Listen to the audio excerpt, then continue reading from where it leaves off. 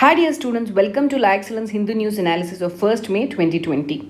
Today is a Labor Day. On this day, on this occasion, let's take an opportunity to thank all the unsung heroes who are fighting against this COVID-19 crisis. Thanks to the doctors who have been serving the nation. Thanks to the nurses who have been sleepless in the nights. Thanks to the police constables who are standing in the road in the sun to safeguard the people. Thanks to all those who made this country a great land, who built this country from field to field, from desk to desk, those who built in hand to hand. So it's not only thanks to the only laborers, we have unrecognized soldier of our home, that is our mothers, who have been constantly serving. Even though COVID-19 has given holiday to everyone, it's not given to the mother of the houses. Thank you, ma. And also, it's like all of us have been so habituated to work. Now staying at home is one of the most difficult tasks. So probably all of us might be realizing that what is the value of a job. So when we get back onto the work, so we will be really celebrating a Labor Day then. Thank you so much. Let's continue with the daily news analysis of today. In today's analysis, first of all, we'll analyze the daily editorial enrichment program or the articles related to the editorials, and then we'll come back to the targeted news analysis part where we'll be discussing about the highlights of daily news analysis. Here you can also see the page numbers of respective articles related to Hyderabad and Bangalore Hindu newspaper. Let's see the first article of today, that is religion and the freedom. So this article is in context because United States CIRF, that is United States Commission on International Religious Freedom. So this has given a report. Because of this report, this article is in the news. So when it comes to the prelims perspective, they may try to ask you, what is this USCIRF? How is it important? What is the nature of its functioning? What are the objectives of this particular body? So what you have to do is, in context of prelims, you may have to study what is this institution is related to and its objectives. And in prelims, they may also ask you about the provisions in the Indian Constitution with respect to right to religion. So when it comes to the mains, they may ask you about the provisions of the constitution related to the religious freedom. And this might be a potential question for this year mains because they are trying to analyze the impact of National Population Register, Citizenship Amendment Bill, all these things. This had an impact on the violence against the religious freedom. So in this regard, this can be a potential question for this year mains. And it is also important because how this report can impact on the US policies or US relationships with the India. So it is important in the context of India-US relationship. This article is related to the issue based on USCIRF report on the religious freedom. So what is the dimension here? So we are trying to focus why India is being placed under the status of particular concern. So what we would be learning in this particular article, so we'll try to understand what are the reasons that India has been placed in the particular concern status. And second thing, we try to understand what would be the impact of this particular report on India-US relationship and what would be the global image of India. So these are the things that we understand under this particular article. Before we understand this article, let's try to understand what is United States Commission on International Religious Freedom. See, this is a federal government commission. So this commission is applicable for all the states and the nation. Then it is established in the year of 1998 under the Act of International Religious Freedom Act, or which is also popularly called as IRFA. It has its headquarters in Washington, D.C. What is the main function of this organization? It will try to make research and it will also monitor what are the international religious freedom, how these international religious freedom has been protected, what are the issues related to it. So all these things will be observed by this commission. Then, what is the responsibility of this? It will review the facts and circumstances of violation of religious freedom. So, how exactly an event has happened? What is the rate of violations that has happened? So, all these things will be examined in this particular committee. After examining, then it will make a policy recommendations. To whom it will be making? It will be making it to the President, Secretary of the State and to the Congress. So, after the recommendation, so they'll classify the country into a particular criteria. So, India has been categorized as country of a particular concern. So what do we mean by country of a particular concern? That is, this status, which is given by a United States Secretary of State, it makes the nation to be guilty of severe violations of religious freedom under the IRFA Act. Okay, are we clear onto this? What is the status of 2020 report of United States Commission on International Religious Freedom? It is country of particular concern. So why is that India has got the status that is of countries of particular concern? What are the reasons for it? We'll try to understand. sectarian violences are happening across the country. The violence or the protest which happened against the Citizenship Amendment Act, and third one is National Register for Citizens, and fourth one is anti-conversion law, and the last one is the situation in Jammu and Kashmir. So all these have made the United States International Religious Freedom to rate India to be under countries of particular concern. So now let's understand what is India's stand with respect to this particular report.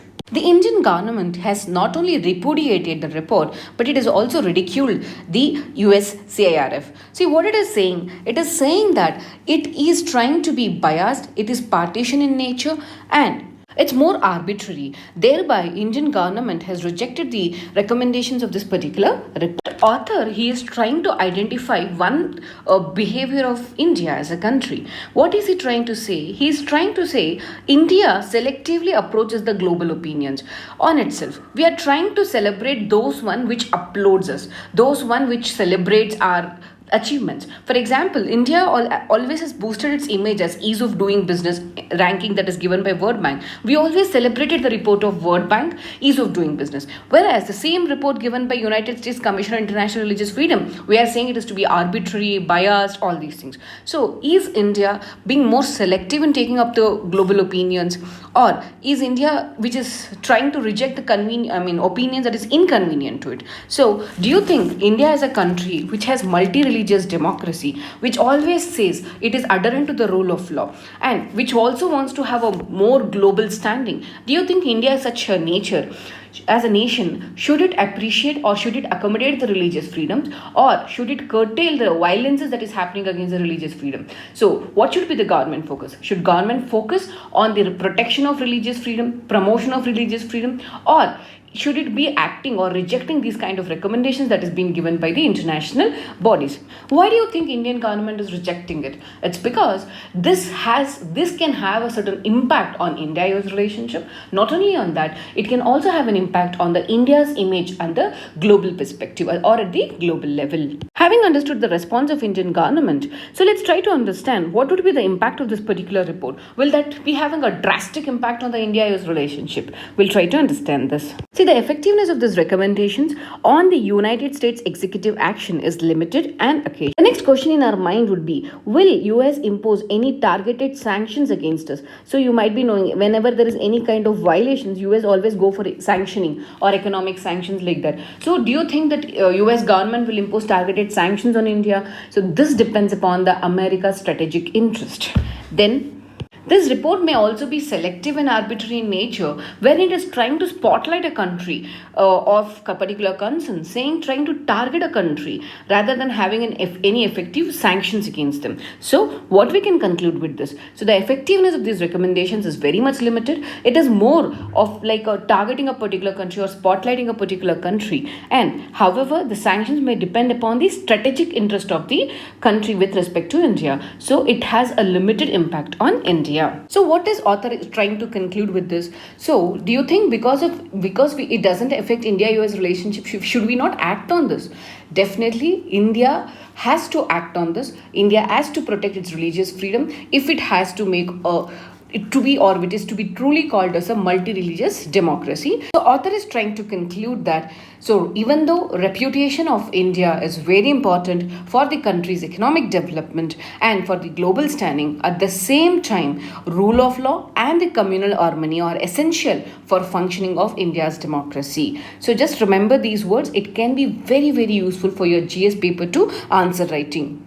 Always, whenever you're trying to read the newspaper, when you come across these kind of words, just try to maintain this kind of terminologies in your list, so that whenever you're trying to write an answer, it will be very useful, as this will be the exact words that you are supposed to use in the GS paper too.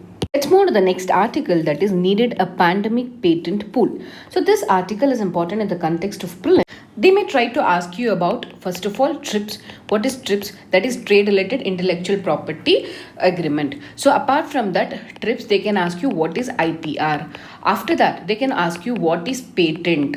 What do you mean by patent pool? Along with that, the institution that is involved over here is WIPO, that is World Intellectual Property Organization. So these are the different kind of questions that you can expect in the prelims. When it comes to the main, that is important in the GS paper 3 context, that is Indian economy, issues related to the intellectual property rights. So this article, the issue related to this article is patent rights during the pandemic, and the dimension is vaccine and the medicines to deal with the COVID crisis. So what we'll be learning in this particular article, we'll be learning about the concerns that is being raised with respect to the patents, and is it the right time for the people to utilize patents. Then we also learn about the Doha Declaration and benefits in pooling the resources. Before we move further, let's understand what is intellectual property rights. Intellectual property rights means a right that is being given to the creation of a mind. So creation can be in terms of inventions, it can be in terms of literary and artistic works, it can be the symbols or the names and the images. So for all these things, that is a creation of a mind, we are providing intellectual property right. To regulate this intellectual property right, to have at the global level a global minimum standard of IPRs, WTO agreements have been negotiated. So TRIPS was basically negotiated during the 1986 to 94, that is Uruguay round of WTO negotiations. So remember one thing, TRIPS is an outproduct of Uruguay round of WTO agreements. Then before this TRIP agreement, was there anything which recognized the importance of intellectual property right? Before the TRIPS, in 1883, there was an agreement called as Paris Convention for protection of industrial property. Paris Convention was for industrial protection. At the same time, in 1886, there was one more convention by the name, that is Berne Convention. See, this Berne Convention was for the protection of literary and artistic. Are we clear on to this? So TRIPS is an agreement under WTO, and before TRIPS there was 1883 Paris Convention for Protection of Industrial Property and 1886 Berne Convention for Literary and Artistic Work. So who will administer TRIPS, or who will implement the provisions of the TRIPS? It's implemented by World Intellectual Property Organization, which is popularly called as WIPO. So World Intellectual Property Organization will take care of implementation of TRIPS agreement provisions. So under TRIPS there are 7 categories of IPR that is being recognized. So which are the 7 categories that is being recognized under IPR? One is copyright, then patents, trademarks, geographical indication, industrial designs, industrial design layouts, and the trade secrets. So after seeing the background of this particular article, let's move on to the highlights of the article. See, what is the role of IP in the ongoing health crisis? Let's try to understand this. See, when first of all, what is the purpose of having an intellectual property? So, intellectual property, the purpose of giving is that for the common public good. That is, any innovation should be made public in exchange for a limited monopoly. So, that is the idea of going for an intellectual property rights and giving the patents. And if we have to come out of the situation currently we are facing, then there is a need of vaccine or medicines which can be of permanent solution. But as we can see all across the world, every country, every institutions or the countries are trying to make an innovation. There is a race for innovation which is happening. Yes, the race for innovation is very, very good. But is it in the purpose of making a patent to have the monopoly over those medicines or vaccines which has causes big pandemic? So is it the race is for the stopping or giving a permanent solution to this pandemic, or to obtain a monopoly over that and to gain profitability over that? So this has raised a debate in the minds of the people. So if the sanctity and integrity of the patent system has to be respected, and if the global respect for this IPR has to be maintained, then in such a case, the exclusivity provisions of IPR, that is restricting the usage, should be stopped, and it should be for the global good or for the common good. How can we make this particular patents to be for common good? So that can be done by going for a global pool of innovations. These patent pools are very effective in aggregating, administering, and licensing the patents related to the specific areas of technology. Usually, these kind of pools, or for the medicines or vaccines, are usually managed by a central agencies. All the countries which wants to be part of this or who wants to have this right to implement these innovations, they need not have the permission from the patent holders. So without resorting to the compulsory licensing or state acquisition, they can proceed with respect to provision of medicines and the vaccines. Anyone who wants to obtain the license under this pool can agree to the terms and start manufacturing. So such pools will also provide a provision for royalties. So by paying a royalty, you can use those innovations also. So, if at all we can create such a global pool for COVID-19 crisis at this point of time, so this will ensure there will be hundreds of manufacturers of the vaccines all across the world for containing this pandemic.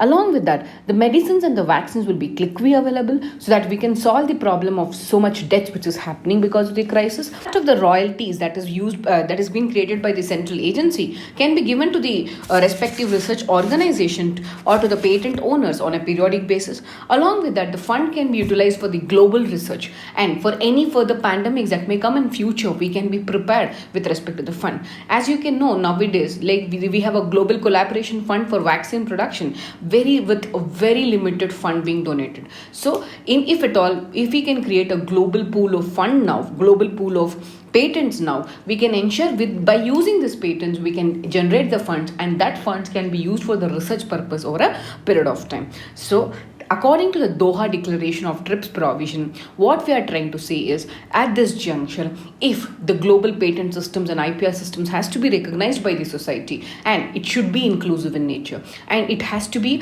in order to protect the public health and promote the access to the medicines. In that regard, Doha Declaration on Public Health, as per this, so when we go for a pooling of patent resources, then the present corona crisis could be handled in a much better way, and the race for vaccines with the collaborations can also be sustainable with the human ambitions. This article, the author is trying to suggest for implementing a PPP pandemic patent pool at the global level, so that to pool all the innovation is the way forward. And along with that, by creating such a pool, we can also ensure right to implement the innovations without further permission from the patent holders.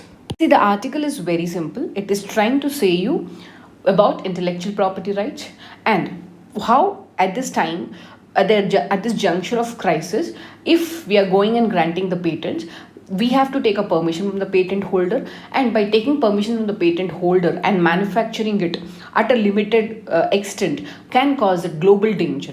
So in that regard, instead of going for a one patent, we can go for a patent pool where group of innovations would be done. There will be a common team which would be working, and anyone can take a license from this particular team and they can manufacture it. So because of this, there will be multiple manufacturing units, and there will be a ready availability of these vaccines and the drugs. When there is ready availability of these vaccines, we will be capable enough of handling this pandemic. So in that regard, this article is trying to suggest, the author is trying to suggest to you that we have to go for a global patent pool, that is particularly should be a PPP model. Let's move on to the next article, that is plasma therapy is no silver bullet.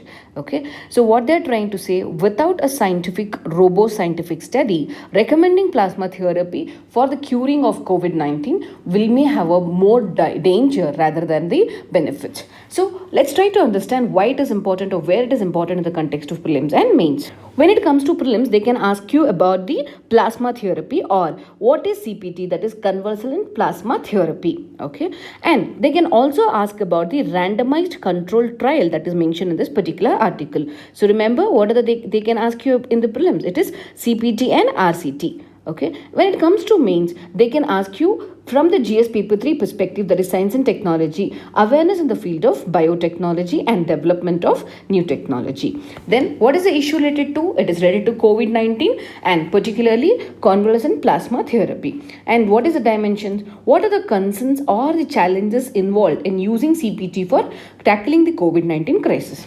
So what we'll be learning in this particular article, we'll try to understand what is this plasma therapy and what are the concerns that is mentioned in this particular article. Before we go into the analysis of the article, let's understand what is CPT, or what do you mean by plasma first of all. Plasma is a liquid part of the blood that helps the blood to clot, and it supports the immunity. So remember it, plasma is the liquid part of the blood and it supports the immunity formation. Then What is this convalescent plasma? See here, in convalescent plasma therapy, we are trying to transfuse certain components. Certain components, what is that? Certain components? It is plasma from the blood of a person who has recovered from a virus attack into the person who is sick. Or simply speaking, he is a COVID patient. So this COVID patient, when he had got a virus attack or COVID virus attack, then his body immune system would develop an antibodies to fight against the COVID or the virus. Okay, so what we are trying to do, we are taking plasma from this COVID patient and we are trying to inject this plasma to a new person who is susceptible to get a virus attack. Are we clear onto this? So the antibodies that is being produced by the B lymphocytes, we are taking that from a person who has recovered from the corona attack, and that will be inserted into another person who has the risk of getting attacked from this virus. As per the scientists saying, when these antibodies are inserted in the person, then it can block the virus from penetrating the human cells. So this is the scientist opinion. So if everything is fine, then what is the necessary of fearing about corona? It's not so. So there are many concerns that has to be addressed before we suggest this methodology. In a medical research, the very basic principle of medical ethics is do not harm or do no harm. Okay. See, first of all, the CPT is not been validated for its efficacy and the safety. And there is no evidence that this CPT has truly benefited the population. So there is no validating evidence that is supporting this CPT. And this also involves a high risk. Sometimes what happens is after the transfusion of the plasma, the person may suffer from fever, itching, to life-threatening allergic reactions may happen, and even it may cause the lung injury. So without obtaining a proper study or without having a proper study and without having a publication based on this or a medical research going on about it, so validating this treatment for COVID-19 will be a big problem. Along with that, there are other challenges also. So suppose if we have to go for a CPT theory or CPT transfusion, then in such a case, first of all, we need COVID patients who are very healthy and who can transfer this plasma. Second thing, we need a blood bank which has a proper machinery. Third thing, we need trained medical personnel so that they can ensure that the antibodies in the plasma will not get affected. And fourth one, we need to have a proper equipment that is required for storing of these plasmas. And finally, we need to have a proper testing facilities also so that the plasma, whatever is being infused, it has adequate number of antibodies. So all these factors has to be kept in mind even if we have to go for CPT. So this itself is a challenge. And along with that, so whenever we are trying to focus on one particular solution, like so CPT can be a solution for COVID-19, then by this we are trying to focus away from the other important theoretical modalities that could have been adapted. So what we can see, so without a proper research or without a reason or evidence, we cannot go for this particular CPT. So in this regard, so what would be the solution for the existing situation? So first of all, we need to focus on strengthening the health system that is present at all the levels. We have to include the referral systems, supply chains, logistics, inventory management, everything. Along with that, we shall also focus on improving the prevention methodologies, promoting the cough etiquette and effective quarantining and accurate testing. So this way we can try to handle the current crisis in a comprehensive way. So along with that, as we are all well aware, science should always be based on the reason and evidence. So just a populism or just a fear should not let the science to be irrational or illogical. So in this regard, what we have to make is we have to go for a randomized controlled trial before we validate this efficacy and the safety of CPT. So what do you mean by RCT? In RCT, it is an experimental model in which you take two set of sample of people. So one set of people will be given drugs and other set of people will also be kept under the observation conditions. When the half people who are medicated, and if they are performing better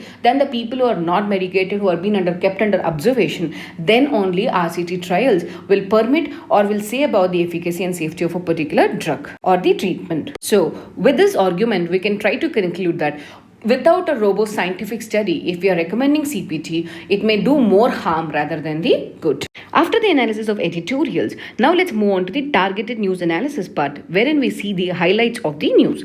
So the first article in this regard is coronavirus is pulling millions back into the poverty. So this report is in the news because World Bank has given an estimation. So here, in the context of prelims, they may try to ask you the question related to the World Bank and the reports that is being given by the World Bank, and they can also ask you with respect to the impact of poverty, especially on the informal sectors.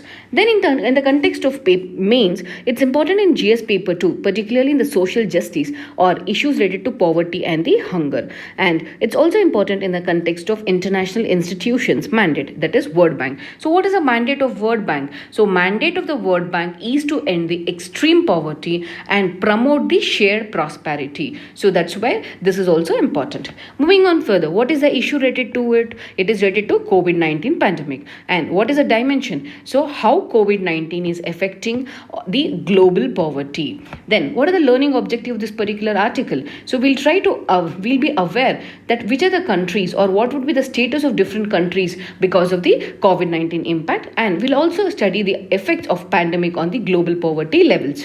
See, as per this report, whatever is the effect of pandemic on the global poverty, we'll try to see. In 1990, around 36% of the population of the world was living below $1.90. In 2016, we have only 10% of world population that is living below the $1.90. So, what the report trying to conclude is that whatever is the achievements that we have made in the last 2 decades in fighting the poverty across the world has been at the grave risk because of this pandemic. See, as per the report, for the first time since 1998, the poverty rates will start increasing, and by end of this year, 8% of the global population will be pushed into the poverty because of the unemployment that is being caused of the COVID-19 crisis. And apart from that, especially the sub-Saharan Africa, for the first time it will be undergoing a recession. The South Asian countries would be the worst economic performing among the last 40 years. And among all these things, the worst affected will be or badly hit will be the informal sector, where majority of the population are functioning. Very important part, the progress that is being made by the South Asian countries, especially India and Bangladesh, will be reversed, and funding for these anti-poverty programs governments may not be able to fund it because governments are facing the low economic growth rates. So be clear onto this. So whatever progress we have made with respect to poverty will get reversed because of this crisis. And in India, in 1 decade, around 210 million people were lifted out of poverty, but now again it would be reversed. So these are the highlights of the report that is given by the World Bank. Let's move on to the next article, that is activists are seeking testing of Ganga water for COVID-19 treatment. So this particular article is important in the context of prelims. In prelims, they may ask you with respect to origin of Ganga and what is the specialities or unique properties of Ganga river, and along with that they can ask you about ICMR and the institution involved and the phage therapy that has been mentioned in this particular article. So all these questions you can expect in the prelims, and when it comes to mains, it is important in the context of GS paper 3, that is science and technology, that is for development of new technology. And this article is related to the issue COVID-19, and dimension is what are the various treatments available or that is being found to deal with the COVID-19. So the learning objective would be to understand about bacteriophages and in the Ganga water and what are its functions. And in the context of prelims, one more thing what could be added is National Mission to Clean Ganga. This can also be asked up here. As per the highlights of this article, National Mission on Clean Ganga has forwarded a proposal to ICMR requesting to undertake clinical trials to examine whether Ganga water can be used for the COVID treatments. So why are they mentioning about Ganga water here? See, Ganga water, especially in the upper stretches, has more bacteriophages. See, what do you mean by bacteriophages? See, bacteriophages are viruses basically in nature which can infect and kill a particular bacteria. Okay, and this bacteriophages have more antibacterial properties as well. But as we have already discussed in the article, science without a scientific evidence or a reason would do a more harm rather than the good. So similarly, if we have to go for the phages treatment or bacteriophages treatment, the clinical trials have not been done. So because of that, there is no evidence to show that this particular treatment can be used for the fight against the COVID-19. Let's discuss about the next article, that is March core sector output slumps to 6.5%. So here, in context of the prelims, they may ask you the question, what do you mean by the core sector, or which are the industries that forms the part of the core sector, and core sector belongs to which particular indices? It is index of industrial productions, and which particular ministry is releasing this particular index. All these could be asked in the perspective of prelims. Then when it comes to the mains, they can ask you in the GS paper 3 Indian economy, that is issues related to the growth and development, and what is this issues related to COVID-19 lockdown, and what is the dimension effects of COVID-19 on the core sector or the core industries. So what we'll be learning from particular article, we'll try to understand what is the constitutes of the core sector and effects of lockdown on each of the sectors in the core category. See, the index of industrial production is given by Union Ministry of Commerce and Industry. Under this IIP, that is index of industrial production, we have something called as core sector. So what do you mean by this core sector? See, core sector is that industries which are key or main industries, and they act as a backbone for all other industries. So let's understand which are these 8 core industries. Before that, what is the weightage of core sector in the overall index of IIP? It is 40.27%. The 8 core industries are, first of all, it is refinery products, electricity, steel, coal, crude oil, natural gas, cement and fertilizers. See here, very important thing is what you have to remember is you need to remember the weightage of this particular product in IIP. Once in UPSC prelims, they've already asked the questions. So this is exactly the decreasing order of weightage in the IIP. As of March 2020, the status of all these sector except the coal, all are in negative territory. Coal is around 4% growth. Except the coal, all these are turned into the negative territory. So what are the reasons for this? So is that nationwide lockdown has resulted in this? Yes. So we'll try to understand the reasons for it. So first of all, as we know, because of lockdown, there is no movement of the goods. So that has already impacted on the demand of the goods, or supply of the goods have already decreased. So because demand has decreased, supply has decreased, so the production is also decreasing. Then we know because of the COVID crisis, so we have stopped all the construction activities that were going on. So all the construction activities have come to the halt. And for the construction activities, we use steel, we use cement, we have all these refinery products, all these things being used for the construction activities. Then moving on further, so we have closed all the non-essential commodities or non-essential industries. So because of that also, there is an impact on the core sectors. Then moving on further, the government as well as the central as well as state governments, since the tax revenues are coming down, automatically the investments by the government or the capital expenditure that is to be made by the governments have been decreasing.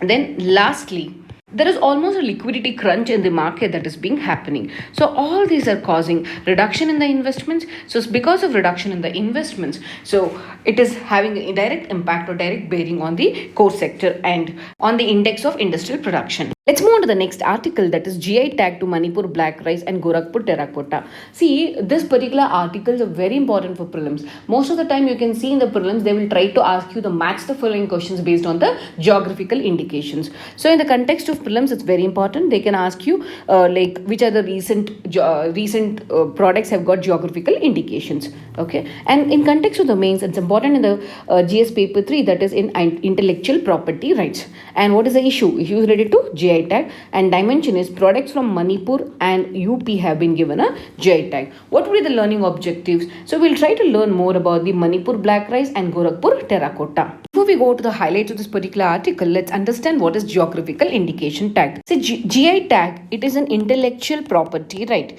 It is given for a particular item which has originated from a particular region. That's why we are trying to say it is geographical location based. You're giving to a particular product which is originated from a particular place. Okay, and as of now in India, we have around 344 goods which has registered under the Geographical Indication Registry of India. See, at the international level, who will take care of GI? It is taken care by World Trade Organization agreement that is based on TRIPS. What is TRIPS? It is trade related aspects of intellectual property rights. Okay, so at the international level, who is taking care of it? It is TRIPS. What at the Indian level? Under the Act, Geographical Indications of Goods Registration and Protection Act 1999, we have Controller General of Patent Designs and Trademarks, that is CGPDT, which works under the DIPP, that is Department of Industrial Product Policy and Promotion, which is under the aegis of Ministry of Commerce and Industry. So just remember, so who is responsible in India? We have Register of GI, that's nothing but CGPDT. CGPDT will be maintaining a geographical indication database or geographical indication registry in Chennai, and whenever there is any complaints against the geographical indication registry, you can appeal to the Intellectual Property Appellate Board, which is present at Chennai. One next question what would come to your mind is, so whenever any geographical indication is given, how long will it be given for? So it will be given for a validity period of 10 years. So can it be renewed again? No, it cannot be renewed. So what are the advantages of giving a geographical indication tag? Let's try to understand. The advantages is that it boosts the exports. Along with the boosting the exports, it also boosts the tourism. And many times we come across the fake products. So because once a GI is given, it will be legally protected.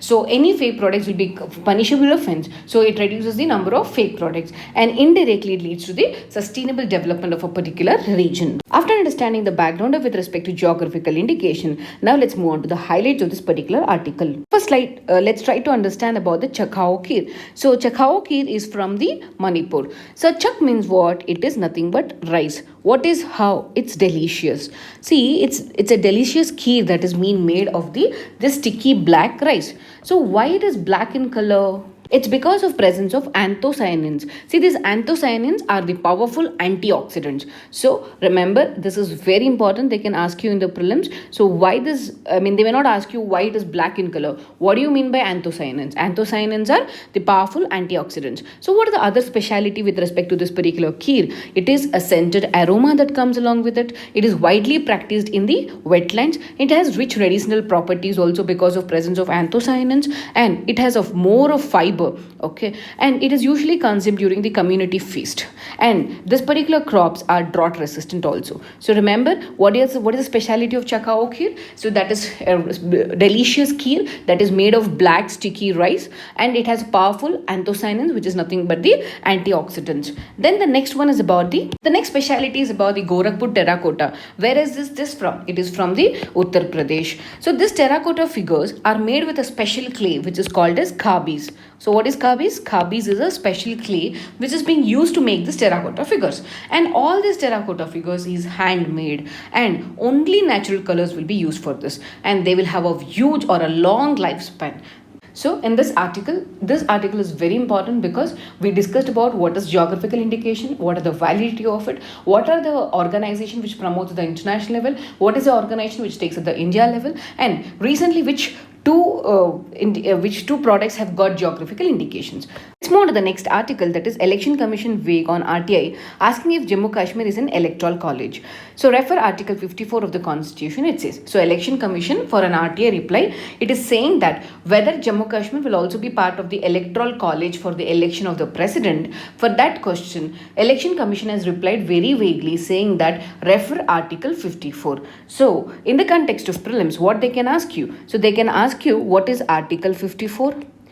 Then they can ask you about the Jammu Kashmir reorganization bill. They can also ask you with respect to electoral college, that is what is the composition of electoral college, all these things, and the institution that is in use, that is Election Commission of India. So when it comes to the mains, so it is referred to the GS paper 2 polity, and that is constitutional bodies, Election Commission of India. Along with that, it is also important, that is Right to Information Act. What is the issue related to here? The issue is related to the Jammu Kashmir participation in the electoral college, and that is with respect to the presidential election. So what we'll try to learn from this? So we'll know about the electoral college for the presidential election, or nothing but Article 54.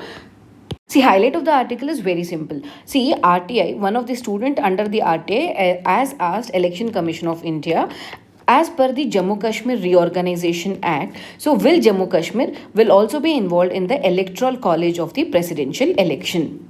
For this, Election Commission of India has replied, referred to the Article 54. So what is this Article 54? So Article 54 is nothing but it deals with the election of President of India. So how is a President of India is being elected? He is elected directly or indirectly? He is elected indirectly through an electoral college which is specially constituted for that purpose. And election of the President happens according to the proportional representation system through a single transferable vote.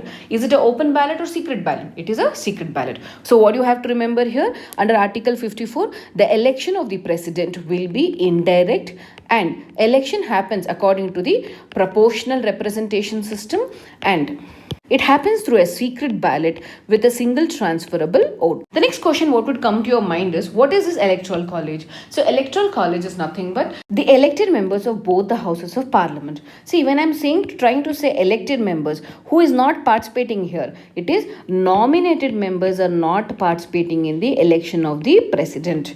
Then we are trying to say elected members of the state legislative assembly. So when we are trying elected members of state legislative assembly, who is not participating?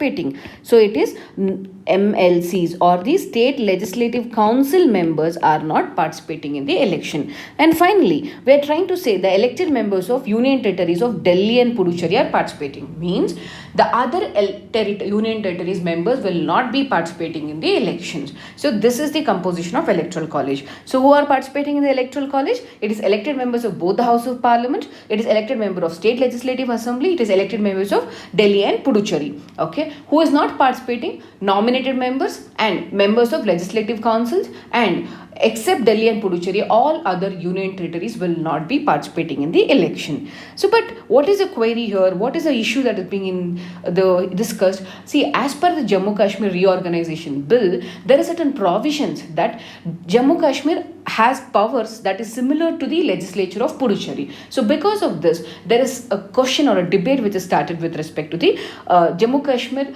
participation in the electoral college of the president. Hope this discussion was useful for you. Thank you.